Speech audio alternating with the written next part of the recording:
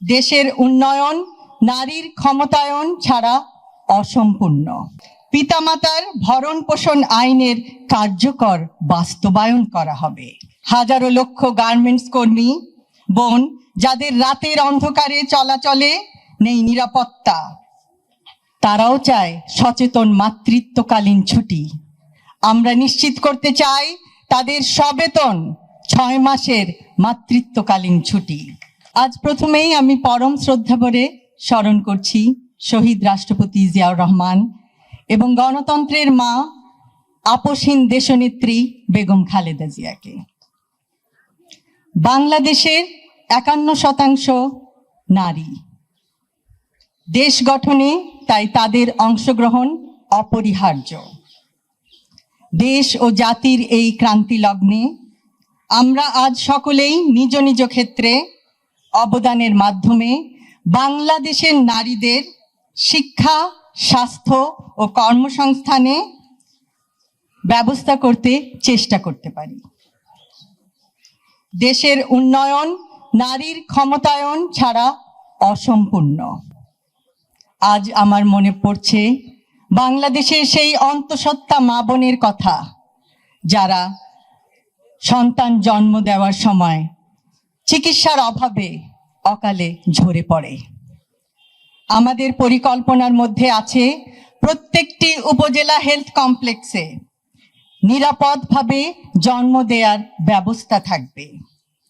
মা ও শিশুর পূর্ণাঙ্গ স্বাস্থ্যসেবার দিকে খেয়াল রাখতে হবে।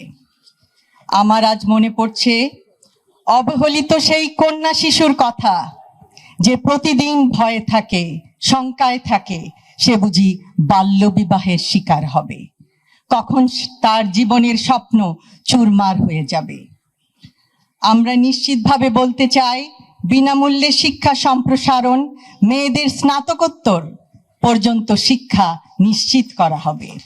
কোনো কন্যা শিশু আর মন খারাপ করে থাকবে না যে কখন তার সমস্ত স্বপ্ন চুরমার হয়ে পড়ে যাবে। আজ চিন্তা হচ্ছে সেই কর্মজীবী মহিলার কথা এবং কলেজ ইউনিভার্সিটির সেই ছাত্রীর কথা, যাকে প্রতিক্ষণ শিকার হতে হয় অস্বস্তিকর অন্যায় ব্যবহারের, যে স্বস্তিতে যাতায়াত করতে পারে না। হাজারো লক্ষ গার্মেন্টস কর্মী বোন যাদের রাতের অন্ধকারে চলাচলে নেই নিরাপত্তা, তারাও চায় সচেতন মাতৃত্বকালীন ছুটি। আমরা নিশ্চিত করতে চাই তাদের সবেতন 6 মাসের মাতৃত্বকালীন ছুটি।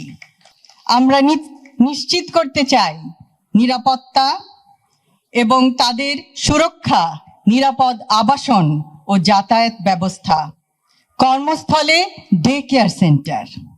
প্রত্যেকটি মা নিশ্চিন্তে তার কর্মস্থলে কাজ করতে পারবে। আজ মনে পড়ে সেই বয়োবৃদ্ধ নারীর কথা, যাকে সে কোলে করে বেঁধে দিয়েছিল একটি গেটের, বৃদ্ধাশ্রমের একটি গেটের সঙ্গে তার পরিবারের লোকজন।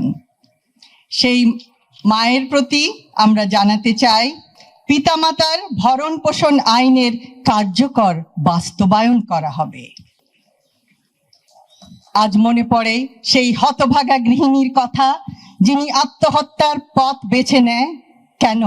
কারণ ছেলে মেয়েদের তিনি অন্ন সংস্থান করতে পারেন না।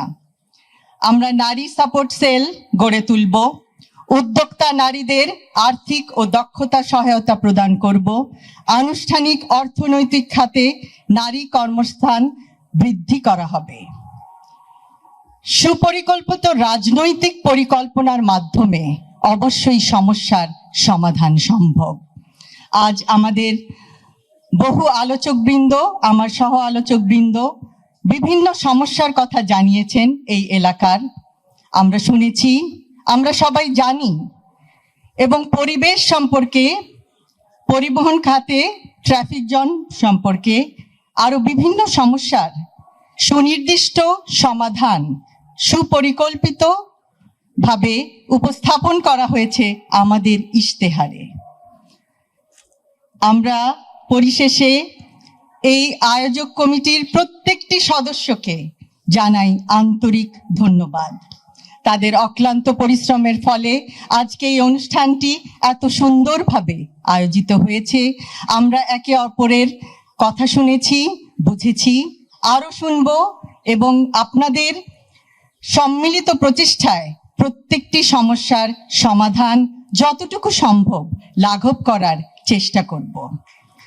পরিশেষে বলতে চাই, আমার আগে আমরা, আমাদের আগে দেশ, ক্ষমতার আগে জনতা, সবার আগে বাংলাদেশ।